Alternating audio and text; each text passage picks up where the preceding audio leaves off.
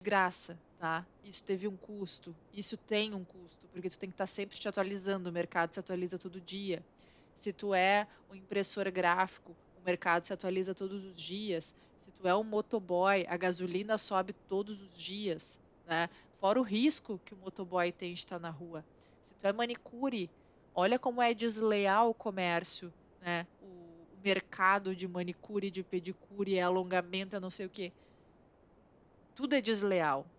E tu pode achar que o mundo é injusto, ou tu pode jogar o jogo, te especializar, ver valor em ti, no teu trabalho, no porquê que o que tu faz é diferente e firmar o teu pé, moldar a tua mentalidade para alcançar isso. Eu venho de uma família de umbandistas, onde na minha família as pessoas se sentem desconfortáveis em cobrar a leitura de carta, né?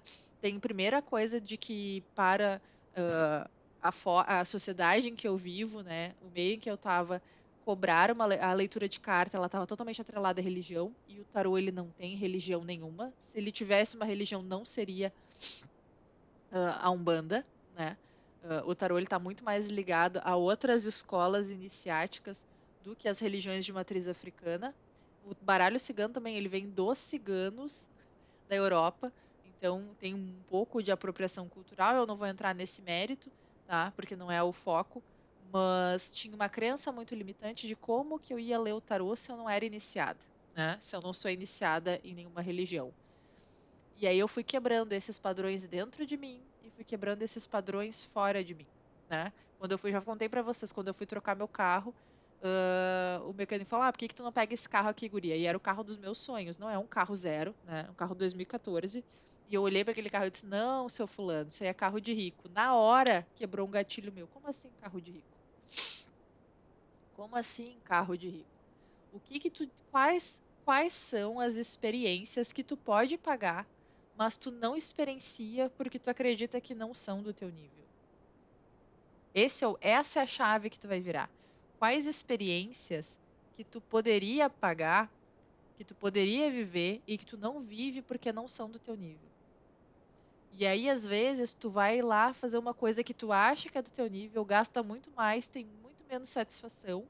E aí, quando tu para fazer as contas, tu poderia ter feito, tá? Tu poderia ter feito. Eu amo viajar, eu trabalho para viajar.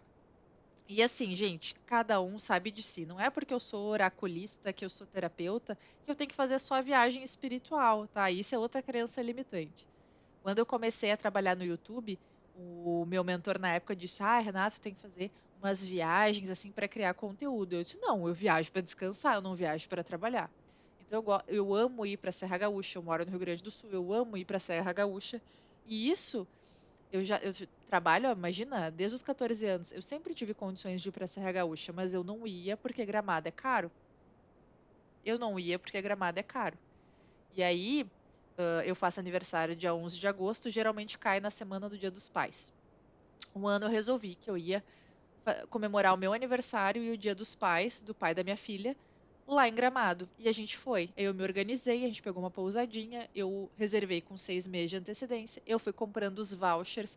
Cada mês eu comprava uma coisa. Um mês eu comprei um voucher para café colonial, no outro mês eu comprei o voucher para não sei o quê, e eu comprei o voucher do Alpen Park, que é um parque que tem em Canela. Quando a gente chegou lá, quando chegou o dia de ir, a gente gastou com gasolina e refeição. E aí, em Gramado também tem Subway, né? Então, a gente comprou as macro refeições, que era almoço e janta, mas os intervalinhos a gente foi no Subway, tipo, de tarde, comer um coisa no Subway. No hotel que a gente ficou tinha café da manhã. Eu nunca tinha ficado num hotel, foi a primeira vez que a gente ficou num hotel. Aí no ano seguinte a gente foi pro Beto Carreiro. Eu aprendi que se eu me organizasse, eu poderia viver coisas que eu nunca tinha vivido na vida. E aí eu comecei a mudar minha mentalidade ali. Olha, eu trabalho tanto que é justo. Aí as pessoas falam, mas não sei o quê, mas é caro. É caro, mas eu trabalho que nem um cavalo de madeireira, eu trabalho das 6 da manhã às 10 da noite, como que eu não posso? Claro que eu posso. Para mim, o gatilho de virar a chave, de mudar minha mentalidade, foi através da viagem. Ano passado, a gente, agora na virada de 23, de 22 para 23, eu e a minha filha, agora somos só nós duas, né? O pai dela já é falecido. Eu e a minha filha, a gente foi passar o ano novo em Canela, lá na Catedral de Pedra. É lindíssimo, super indico. Mas também, mesma coisa, a gente se organizou, comprou os vouchers com antecedência, a gente fez algumas coisas lá de inesperado, mas o resto tudo eu já tinha comprado os vouchers. Eu pesquisei, fui em site, coisas que há 5, 6 anos atrás eu não tinha acesso. Eu tinha a mesma condição financeira que eu tenho hoje, só que eu tinha uma mentalidade que eu não podia, que eu tinha que viver para pagar boleto. Hoje eu sei que eu ganho primeiro e gasto depois, mas eu posso me organizar para fazer as coisas. Eu posso me organizar. E aí vem um ensinamento da Cabala. Para quem me conhece, sabe que eu sigo duas grandes filosofias, que é o yoga e a Cabala. Né? Para mim são as duas fontes onde eu bebo conhecimento, onde eu me alimento muito, que mais conversam comigo. É a Cabala, yoga, muito de budismo e de taoísmo também. Onde um falha conhecimento, o outro entrega. Sempre assim na minha vida. Onde eu não acho a resposta num, eu acho a resposta no outro. Mas um grande ensinamento da Cabala é que a ordem precisa do caos. Não existe ordem sem o caos. Eu não consigo achar a ordem em mim se eu não achar o meu caos. E isso tem tantas camadas que a maioria não vai conseguir entender. Mas eu não consigo achar a ordem sem achar o meu caos. Então, como que eu funciono? Se tu acha que a tua vida tem que ser toda regradinha, tu vive ali com salário X contadinho, os boletins tudo contadinho, quando acontece um imprevisto, acaba o mundo, né? Tu não guarda dinheiro, tu não te organiza, porque o teu custo de vida é maior do que o que tu ganha. Todo mês tu tá desesperado para fazer fechar as contas, certo? Eu hoje, claro, eu sou profissional liberal, né? Então eu nunca sei quanto que eu vou receber. Então, primeiro eu faço dinheiro, depois eu gasto. Eu tenho minha estrutura, meu custo de vida, que ele é bem enxuto, e tudo que eu faço de além, eu faço depois que eu já materializei o dinheiro. Agora, por exemplo, eu bati o carro. Não foi, ai meu Deus, que absurdo, eu bati o carro e agora não vou ter dinheiro para pagar o seguro. Tinha dinheiro, chegou no dia de pagar o seguro, tava lá, uma em cima da outra para pagar o seguro. Eu nem me desesperei, porque eu sabia que ia acontecer, que eu ia materializar. Era inesperado. Eu já tinha dinheiro na conta, o que faltou, chegou no dia, tinha. Porque eu não fico mais correndo atrás do dinheiro. Eu me organizo, olha, eu quero ir passar o final do ano em Gramado. Tá, agora a gente está em agosto. Daqui para agosto, quanto que eu preciso? Aí eu faço, entro, calculo todos os sites hoje. Ó, se eu reservar o quarto agora, o quarto é tanto. Ah, eu consigo parcelar o quarto de hoje até lá. Ah, então eu começo a parcelar o quarto. Ah, então mês que vem, vamos, aí eu já listo tudo que eu vou fazer. Ah, a gente vai em tal restaurante, a gente vai em tal parque, a gente vai fazer tal coisa. Aí eu começo. Ó, esse mês sobrou um pouquinho, vou lá e compro um voucher. Ó, mês que vem sobrou tal coisa, vou lá e compro um voucher. E assim eu vou indo. Chega no dia, tá tudo pronto. Vou fazer o que eu consigo fazer, vou fazer o que eu consigo fazer. Talvez eu não consiga fazer todas as coisas que eu gostaria, mas eu vou passar o ano novo em Gramado, em Canela, na Bahia, enfim, onde for, onde eu tiver a fim de ir. Mas eu me organizo. Então, a partir do meu caos, que eu não sei quanto que eu vou fazer de dinheiro no mês, eu consigo prever o que eu consigo fazer daqui 6 meses, daqui 7 meses. Minha filha vai fazer 15 anos agora, no final do ano, no ano que vem. Então, ano que vem vai ter festa. Eu já me organizei e já tracei as metas e os planos, e todo mês eu faço uma coisa e já paguei o salão, e já paguei não sei o quê, e já paguei a coreografia, assim, vou indo. Né? Quando eu chegar lá no dia, vai estar tudo pago, porque eu não fiquei, ai meu Deus, eu queria tanto fazer uma festa de 15 anos pra minha filha, pena que eu sou pobre, que eu sou miserável, que eu não tenho. Né? Às vezes aí tu olha pro lado, como é que fulano ganha menos que eu e consegue fazer um monte de coisa e eu não consigo? Porque o fulano não tá preocupado em se colocar na posição do muito pequeno que sou. O fulano tá com a mentalidade dele focada em quem ele quer ser, e não em quem ele era ou em quem ele é, mas em quem ele quer ser. Quando eu virei essa chave do terapeutazinha da muito pequena que sou, eu comecei a virar várias chaves na minha vida. Eu posso tudo o que eu quiser. A questão é que hoje eu me permito não querer o que os outros querem. Eu quero viajar, eu brinco, né? A gente vai rir disso tudo em Paris. Um dia eu vou rir disso tudo em Paris. Tudo que eu já passei de dificuldade na minha vida, eu já venci o câncer, eu já passei fome. Gente, imagina, eu com 15 anos passando fome, eu comecei a trabalhar com 14 anos, porque a gente estava passando fome literal em casa, fome real, oficial. Né? Eu cheguei a ficar 3 meses sem luz elétrica, sem energia elétrica em casa, porque que a gente não tinha condição de pagar, foi quando eu comecei a trabalhar, porque eu tinha que ajudar a pagar as contas, né? Imagina, Rio Grande do Sul, 3 graus e sem chuveiro elétrico para tomar banho, tendo que tomar banho no gelo, a água nem descia, né, de tão gelado que tava. Passei fome real e agora eu vou passar ano novo em Gramado, agora eu tenho meu carro no meu nome que eu mesma pago, né? Eu tenho aí, quero comer um japonês hoje, quero comer um sushi, ou eu chamo, ou eu vou lá comer um sushi. Eu tenho essa condição, mas até lá com 14, 15 anos estava passando fome. A Renata de 15 anos tá puta orgulhosa da Renata de 38. Mas é porque eu fui virando as minhas chaves. Eu não fiquei chorando. É por que que o fulano que ganha menos que eu consegue fazer tal coisa? Mas também é fácil, porque o Beltrano tem a ajuda de todo mundo. Eu não fico me comparando com o que que a fulana e a Beltrana têm.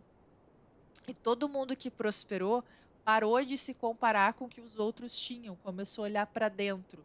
Bom, aonde que eu quero chegar? Eu quero de fato, foi a primeira pergunta que eu me fiz. Quem eu sou e o que que eu quero fazer? Foi a pergunta mais difícil que eu fiz na minha vida, que era quem eu sou, do que eu gosto, né? O que que eu gosto de fazer? Se eu puder fechar os olhos hoje, eu não tenho obrigação nenhuma, o que que eu faria? Eu viajaria. E eu não preciso nem ir para longe. Eu, assim, ó, sair de manhã, fazer um bate-volta é uma coisa que eu amo. Eu vou conhecer um lugar que eu não conheço, vou conhecer uma cabanha, vou conhecer um café colonial, vou conhecer uma fazenda, vou conhecer um parque. Eu amo, amo, amo, amo de paixão. Uma coisa que me faz muito bem. Se tiver natureza, então, assim, ó, perfeito. Só que lá com 14 e 15 anos era uma coisa impensável, era mundo dos sonhos, né? Eu nunca vou conseguir, é muito distante para mim. Eu com 14 e 15 anos passar um ano novo em Gramado era uma coisa extremamente luxuosa, né? Extremamente luxuosa. Ainda imagina quando eu for para Paris passar o ano novo em Paris, que loucura que não vai ser, né? Mas a gente tem que se colocar no lugar que a gente quer chegar. Então, o primeiro passo é identificar quais são as crenças limitantes que tu tem sobre dinheiro. Na minha cabeça eu não posso desejar, porque querer mais do que eu tenho ou querer mudar de vida, eu não posso fechar os olhos e pedir para Deus, ai Deus, me ajuda a ser rica. Eu pensava que eu não podia, que isso ia ofender a Deus. E estudando a Cabala, eu entendi que eu não só posso, como eu devo. Eu estou vivendo uma experiência material, né? Eu estou vivendo uma experiência material. O Criador me criou porque ele só tinha amor para dar, né? E ele queria viver com a gente, ele queria viver através da gente. Ele não criou a gente porque ele tinha problemas, ele criou a gente, acredito muito nisso, que ele criou a gente porque ele tinha tanto, tanto, tanto amor na sua infinidade de amor, ele nos criou. Renata, mas se Deus nos criou, por que que tanta gente passa tudo que passa, né? Passa todos os problemas que passa, porque ele ama tanto a gente que ele respeita o nosso livre-arbítrio. O Criador, ele não é tóxico. Ele deu a cada um a escolha de fazer o que quiser com a sua existência. E sempre que a gente recorrer para ele, ele vai nos ajudar. Eu acredito muito nisso. Eu materializo, lei da atração para mim é isso. É fechar os olhos, dobrar o joelho e confiar que se eu estou pedindo do fundo do meu coração, se eu estou fazendo o melhor de mim, e eu tenho certeza que eu estou, se eu estou dando o melhor de mim, eu posso dobrar os meus joelhos e dizer: Deus, Jesus, Alá, Jeová, Oxalá, Já, seja lá o que for, o nome que tu dá para o Criador, eu chamo de Criador. Por favor, Criador, espiritualidade maior, meus mentores, meus anjos de guarda, eu quero fazer um negócio assim, eu quero uma casa assim, eu quero fazer minha casa, a casa dos meus sonhos não é uma casa luxuosa, é uma casa grande. Uma casa não é grande aqueles grande ostentação, é uma casa que eu tenha espaço para me mexer dentro dela, que em qualquer lugar eu possa estender meu tapetinho de yoga e fazer uma sessão de yoga para mim e que eu não me bata em nada, e que eu não me aperte em nada. E isso não é sonho, é meta, a gente vai alcançar. E trabalhamos com metas aqui no Espaço Rosa do Universo. A minha meta é alcançar o maior número de pessoas que querem a sua transformação, que estão dispostas a passar pelo processo, que não estão desesperadas. A pessoa que está desesperada, ela tem uma energia muito densa. E é uma coisa que eu aprendi que para mim não funciona e eu não trabalho com pessoas desesperadas. Eu vou explicar por quê. Tu concorda, se tu achar que tem que concordar. Mas a pessoa que está desesperada, ela procura por um bombeiro, ela procura por alívio imediato. E aí ela tem alívio imediato, resolveu, ufa, ela segue fazendo as mesmas coisas erradas. Porque agora ela aprendeu que quando ela estiver desesperada, ela já sabe em qual fonte que ela tem que beber, aonde que ela tem que correr que vai resolver o problema dela. Alívio imediato. Alívio imediato, ele é o maior problema, né? Eu só prosperei quando eu entrei em desespero e eu não tinha para quem correr. E eu tive que me virar sozinha. E ali eu tive que aprender como nunca mais chegar naquele nível de desespero. Eu me senti tão sozinha, tão vazia, tão acabada, e eu tive que sair dali sozinha, porque ninguém me estendeu a mão. E quem me estendeu queria muito em troca. Quem me estendeu queria me humilhar para me estender a mão. Eu te ergo, mas não valia a pena. Valia muito mais a pena eu ficar lá no fundo do poço, escalar na unha, né? Cavar minha saída para fora do poço na unha, do que aceitar as mãos que me foram estendidas porque foram na maldade. Ali eu entendi que o desespero é o que te afasta de prosperar. Porque tu só percebe que tu tem um problema quando tu tá desesperada, desesperado. Se tu não tá desesperado, desesperado, tu não vai atrás de nada para melhorar. E aí tu não vai melhorar, tu não vai progredir, tu não vai prosperar. Se tu só vem para a semana da prosperidade quando a água bateu na bunda, tu não vai prosperar. Agora, se tu tá numa fase tranquila da tua vida e tu tá aqui assistindo a semana da prosperidade porque tu quer mais, tu vai prosperar. Tu vai pro próximo nível. Tu vai passar o Natal em Gramado, em Paris, nas Maldivas, em New York, seja lá onde tu quiser passar o Natal. Tu vai no Ano Novo, o que tu quiser, o que tu quiser, tu vai passar, tu vai viver. Porque se tu tá procurando despertar autoconhecimento quando a água não tá batendo na bunda, tu entendeu o jogo. Agora, se tu tá aqui, porque tu tá cheia de conta, cheia de boleto, cheia de problema, e tu só parou aqui porque tava esperando um alívio imediato, que eu fosse falar alguma coisa que fosse mudar a tua vida de hoje para amanhã, esquece. Esquece que a tua jornada vai ser longa, tu ainda vai ficar desesperado, desesperada mais um tempo. E não é maldade. Não é maldade porque eu já sentei na tua cadeira. Eu já passei por isso. Eu já passei fome. E eu tava desesperada atrás de comida. Eu tava com fome. O que eu precisava era comida. Quando eu tava de barriga cheia, eu não me preocupava com a próxima refeição. Eu só ficava feliz. Nossa, comi tudo que tem agora. Minha fome passou agora. Daqui 6 horas eu me preocupo de novo. E eu fiquei passando fome junto com a minha família, óbvio, né? Mas por muito tempo, por muito tempo. Eu comi muita comida vencida. Eu comi muita comida catada no lixão. No lixo, de fato, real, oficial. Eu comi comida catada no lixo. Porque eu estava preocupada com alívio imediato. Quando eu comecei a entender que para sair daquela situação eu tinha que sair para trabalhar, mas só trabalhar não bastava. Eu tinha que estudar, eu tinha que correr atrás, e que era um processo longo, que eu não ia começar a trabalhar hoje, e foi o que aconteceu.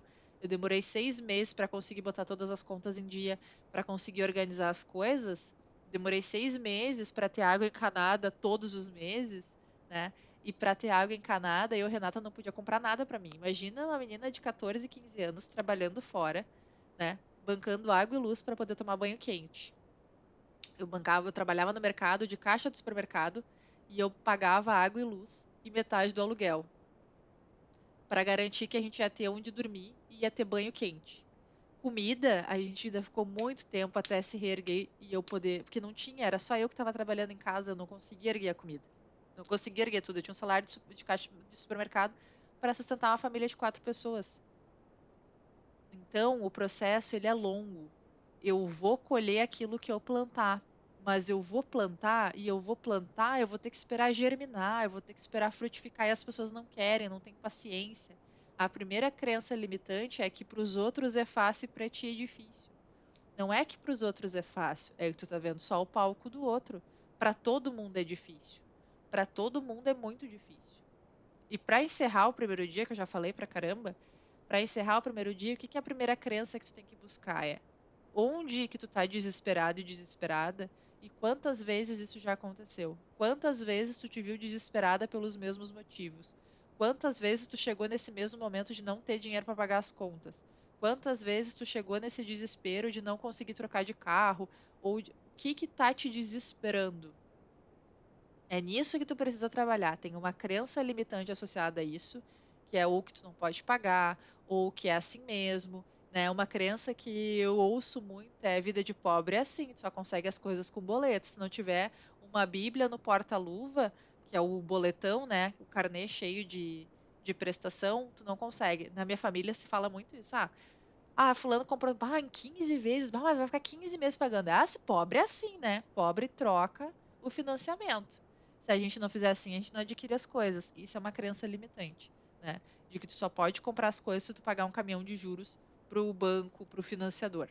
Então, primeira coisa, primeira grande crença é a espiritualidade, ela não quer que tu te lasque, que tu te ferre. Não quer. Pelo contrário. A espiritualidade fica aqui assim, ó. Ai, meu Deus, lá vai o boca aberta achando que tem que trabalhar que nem um cavalo de madeireira que tem que se esforçar ou que tem que dar golpe, porque é as duas, né, as duas crenças. Então, primeiro, tu vai avaliar qual é o ciclo que se repete na tua vida, aonde que está se repetindo, se repetindo, se repetindo. Vai lá e olha a tua fatura do cartão, o que que tu compra todo mês, que tu poderia viver sem. O que que tu compra todo mês que tu poderia viver sem? Ou quais tipos de gasto que tu faz todo mês, que se tu cortar, o teu cartão não estoura o limite.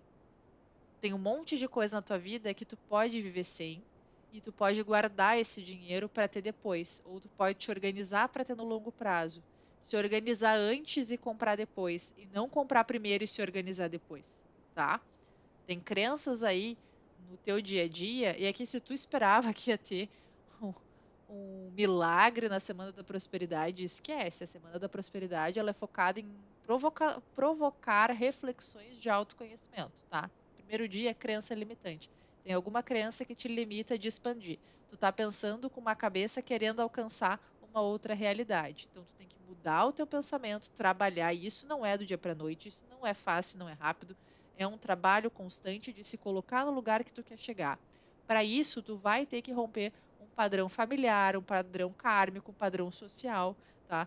Talvez até do emprego que tu está. O segundo ponto é analisa teu histórico. Teu histórico aí. Para ti que tá desesperado, eu sei que é chato falar isso, eu sei que não era o que tu queria ouvir. Eu já passei por isso também. Mas vai lá e olha, o que que tu tá gastando todo mês que tu não precisaria gastar? O que que tu tá gastando todo mês que tu pode viver sem? E quais responsabilidades tu botou no teu colo, mas que não são tuas? Presta bem atenção. Quais responsabilidades tu botou no teu colo que não são tuas? Incêndio de quem tu tá apagando que não é teu? Tu é adulto? Tu é adulta? Aprende a dizer não. Tu só vai prosperar quando tu aprender a dizer não. Eu não sei que crença que tu tem que te deitar no chão pros outros pisar, tá? Que pra ti ser uma boa pessoa, tu tem que dar até as calças pros outros, mas é uma crença limitante. Tu não tem que dar nada pra ninguém. O máximo que tu tem que sustentar é teus filhos menores de idade, mas até eles tu tem que educar com limites. Tu tem que mostrar o que que eles podem, o que que eles não podem. Uma coisa é ser castrador, outra coisa é ser abobada, abobado e mimar as crianças, tá? Eu tenho filho de 14 anos e ela é extremamente consciente. Ela não tem a crença limitante de que ela é pobre e miserável, mas ela vive de acordo com a realidade dela. E isso foi ensinado desde pequenininha. Isso tu trabalha, tá? Dá tempo de resolver. Então vamos trabalhar nessas questões, tá? Então, recapitulando, tu vai olhar as tuas crenças limitantes, tá? Quais são as frases que tu diz no dia a dia que te limitam, que te impedem de alcançar o teu potencial? Por que que tu te enxerga tão pequeno, tão pequena? Não me interessa a culpa de quem é. Tu é adulto, assume a responsabilidade. Qual é a crença que tu tem, que tu carrega e que tu vive manifestando aí? Qual é a crença que tu tem que te impede de chegar onde tu quer chegar? Tu sabe onde tu quer chegar? Quais gastos tu tá repetindo que tu não precisava ter agora, que tu poderia eliminar?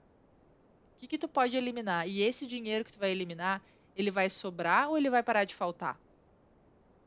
Esse é o ponto. Você tá gastando que nem rico e pensando que nem pobre, não vai fechar nunca essa conta. Gastando que nem rica e pensando que nem pobre. Presta bem atenção. A gente pensa que nem rica e gasta que nem pobre. Aí o jogo muda. Aí o jogo muda, entendeu? Então presta atenção em como tu tá te comportando. Se tu tá te comportando como adulto ou como criança. Amanhã às 8h08 tem mais, meu bem. Volta aqui amanhã se tu não te assustou. A aula de hoje era para assustar vocês. O ouro vai estar na última aula, mas vamos ver quem tem brios aí, quem merece seguir até o final para receber o ouro. Se tu quiser receber o material adicional, puxão de energia, as meditações e todo o resto, clica aqui embaixo no formulário e te inscreve. Até lá e tchau, tchau.